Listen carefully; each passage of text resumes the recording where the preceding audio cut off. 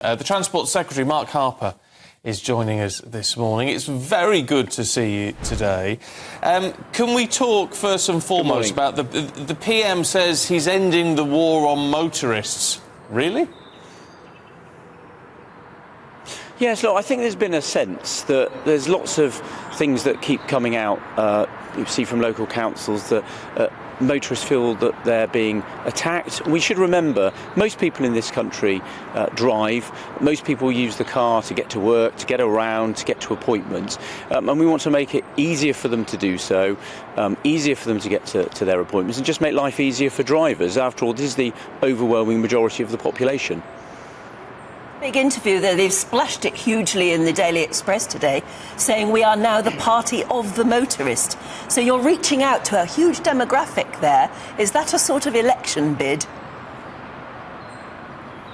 Well, look, I think it's very sensible to just remember that, particularly outside, London, most people in the country use their cars every day. They use them for getting to work, getting the kids to school, getting around to essential appointments. And we want to make life easier for them. So that's why we're setting out some sensible measures, I think, which will help drivers. For example, making it possible for councils to do sensible things, but not to have foolish policies like a 20-mile-an-hour blanket speed limit that we've seen in Wales, which we can see is very unpopular, has very little benefit, and we want to make sure that sort of thing doesn't happen in England.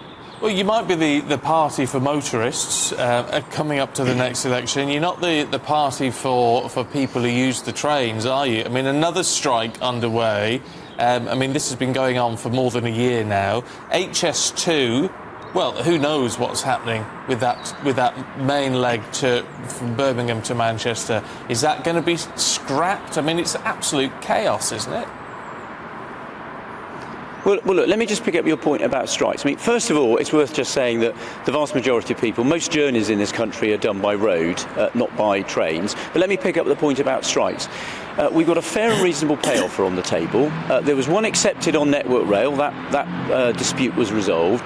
But the dispute at the moment, the strike that's taking place today, it's clearly a political strike, timed to coincide with the Conservative Party conference. You don't have to think very carefully to see that's the case. But look, there's a fair offer on the table. Train drivers get paid an average salary of £60,000 for a 4-day, 35-hour week. The pay rise that's on the table that they won't put to their members would take that average salary to £65,000 a year. Now, look, I think most of your viewers will look at that and think that is actually quite fair and reasonable.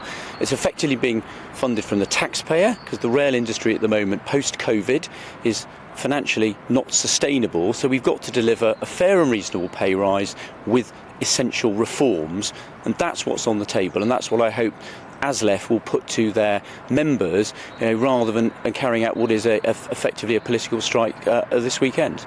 It certainly is political. I mean, how are you going to get up to Manchester today?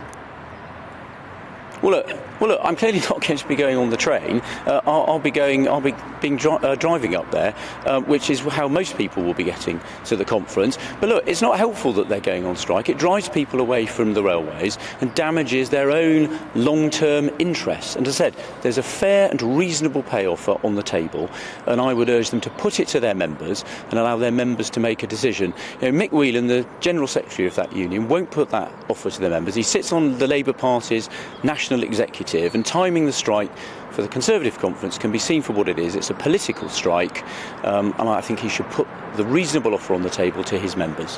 Hardly going to get a warm reception, though, from the good people of Manchester, are you, when it looks like you are scrapping their leg of the HS2? I mean, so much for levelling up, so much for the northern powerhouse. I mean, it's all falling apart.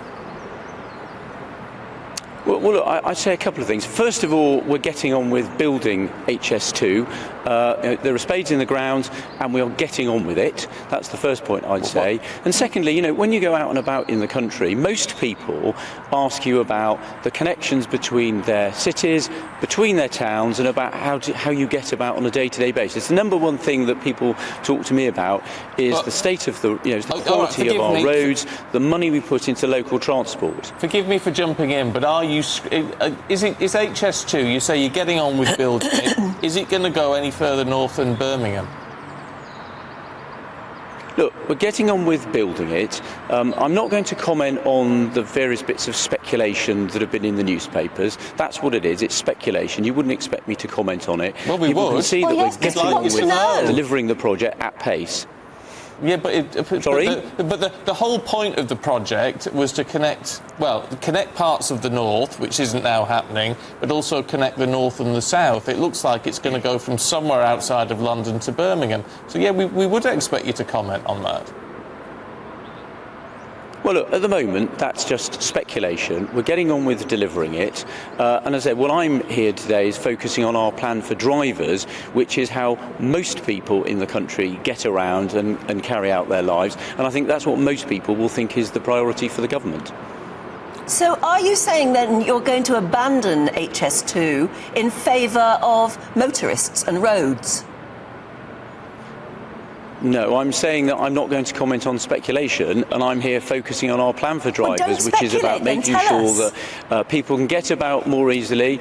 Well, no, the speculation is from the media. When the government has something to say, if it has something to say, it will say it in the usual way. I'm here focusing on our plan for drivers, the steps that we're setting out to make it easier for the vast majority of people who drive every day to get about, to make it easier for them to park, and to make their lives easier, which is what the government is about.